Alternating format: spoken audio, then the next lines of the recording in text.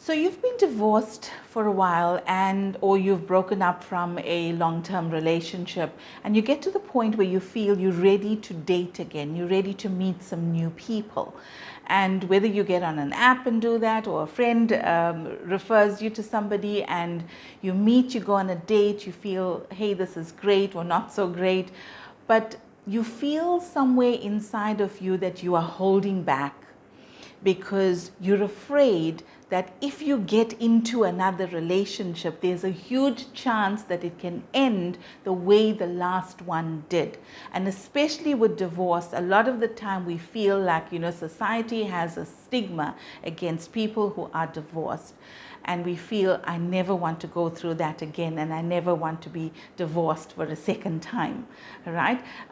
So in this video, we're going to talk about why we hold back, we sabotage ourselves, we put the barriers up, and what you can do about that. I'm going to give you 4 steps to help you break those barriers.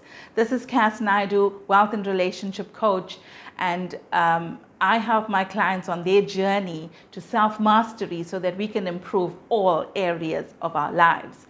If this is something that appeals to you, if you haven't already, hit the subscribe button and the bell notification so you'll know every time there's a video, and I do that about once a week.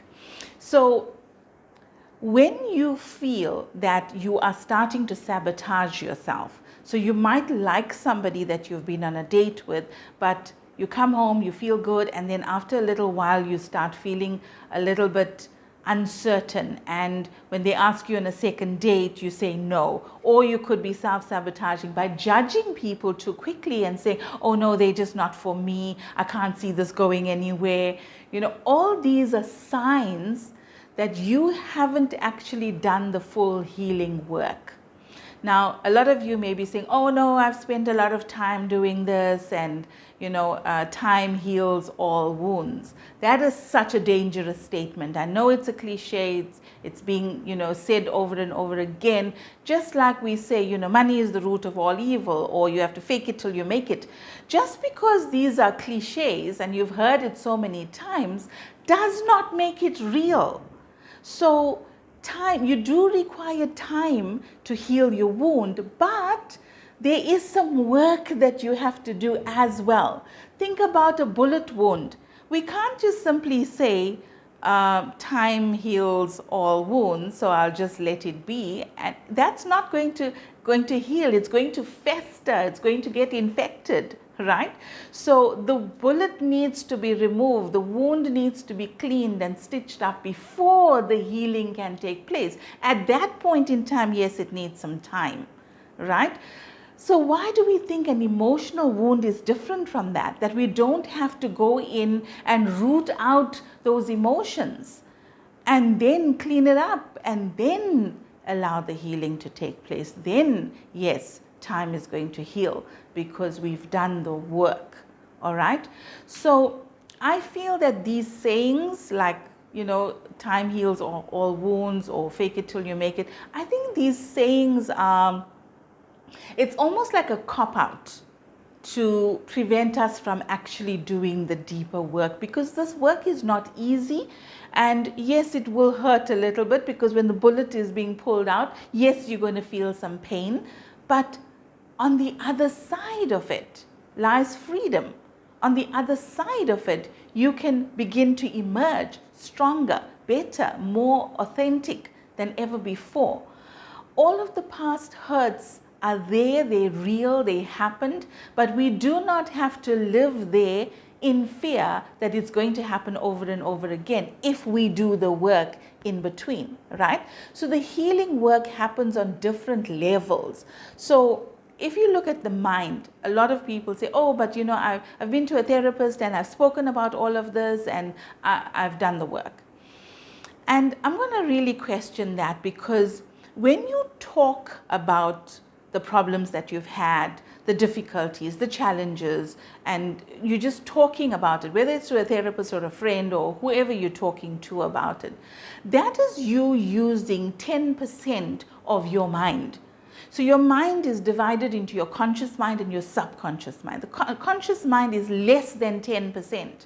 right? It is the mind that you're using right now as you are watching this and listening. So it's the mind we use when we make decisions, when we analyze. That is the conscious mind, right? That less than 10%. The rest of it all is stored in the subconscious mind. Every time you've been in a situation and you felt some emotion, you felt fear, you felt anxiety, you felt shame, you felt guilt, you wanted to blame somebody. Every time you felt those emotions then get stored on a subconscious level. And that's the healing I'm talking about. That is where you go in and you remove this bullet, right, before the healing can take place. So the 4 steps that I'm going to give you is, first one is to acknowledge. Acknowledge that if you are not moving forward with ease and grace, that there is something in your way, right? There is something that is blocking you from moving from step 1 to step 2, where you want to be ultimately.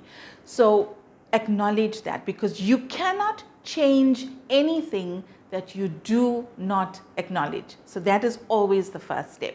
Acknowledge there's something in the way. Second step, you have to be willing to do the inner work. When the bullet is being pulled out, the pain is temporary, right? So when you go in and you start looking at the emotions within you, yes, it's going to be painful, because you're going to have to remember certain things. You're going to have to say, okay, who was I in that relationship? How did I show up? How was I treated? You're going to have to go in and do and ask those difficult questions, right? So step 3 is you go in, you go within and you ask yourself, what do I need to let go of? Who do I need to let go of? What emotions am I feeling? Do I still have anger within me? When I talk about the past, my ex, am I still speaking in terms that are angry, I'm frustrated, I'm still blaming that person for everything that they have done? If you're doing these things and you have not yet let go, and I know sometimes, it just feels so good to say it was all their fault.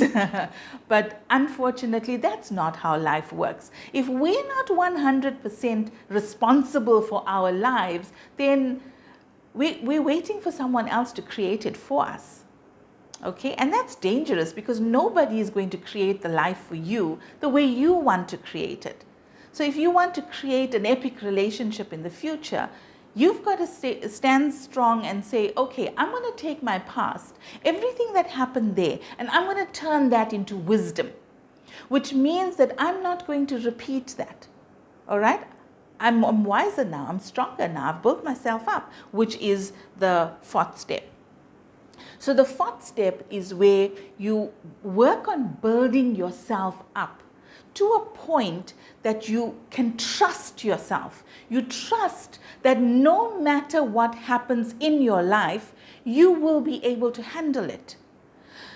When people take the step to get into a new relationship or new anything in their lives, right? It doesn't mean that there's no fear. It means that they've made themselves stronger than the fear. So if this is you and there's your fear, there's the obstacle that you have in your way. So it looks like, I can't move forward because this is in my way. But if you start growing yourself and growing yourself and growing yourself, you get to a point where you are so strong, so huge, that this fear now looks so small. All right, so that is the work that we do. We acknowledge that yes, there's something in the way. We're willing to do the inner work. We question, what is the stuff that is within me that I've got to release? And then you build yourself up until you are so strong that you know that no matter what happens, you can and will handle it. If you got any value at all from this video, give it a thumbs up. I would love to hear from you in the comments below, and I will see you in the next video.